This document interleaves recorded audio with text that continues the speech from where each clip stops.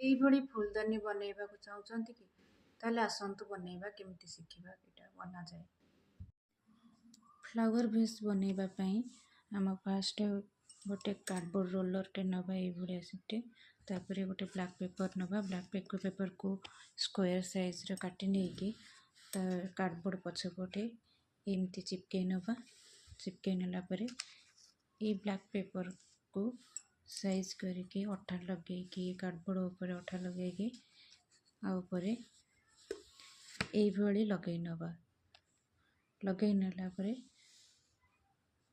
ତାପରେ ଏଇଭଳି golden strip ଲାଷ୍ଟକୁ ଲଗେଇ ଦେବେ ଉପରେ ଆଉ ଗୋଟେ ତଳେ ଏମିତିକା ଇଏରେ।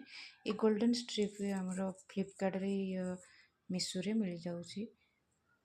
ୟାକୁ ମୁଁ ଏଇଭଳି ଭାବେ ମୋ କାନ୍ଥରେ ଲଗେଇକି ସଜେଇ ଦେଇଛି, ଦେଖନ୍ତୁ। ଏବେ ଆମର ଫୁଲଦାନୀ ପୁରା ରେଡ଼ି। କେମିତି ହେଇଛି ଆପଣମାନେ କମେଣ୍ଟ କରି ନିଶ୍ଚୟ କହିବେ।